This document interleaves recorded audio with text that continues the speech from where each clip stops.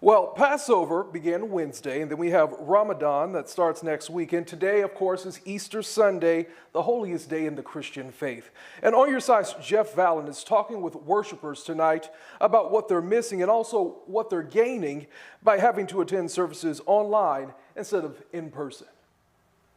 We are not people who were made to just lie down and die. A message of resilience the day Christians worldwide proclaim the resurrection of their Messiah. Jesus rose today, my friends. Juana Jordan, pastor at First United Methodist Church in St. Augustine, is focusing on what she still can do. To be able to, continue to share these messages, even to an open room. But not without an audience, as congregations worship online. It was still a rich experience. It wasn't quite the same as accepting the wine and bread from the pastor. Parishioner Jean Prickett describes celebrating Easter online as surreal. Where we've lost the immediate connection and the sort of intimate setting of being together, and yet it can enhance your singular focus if you want it to. Patty Schiavo worships at the Cathedral Basilica just down the street.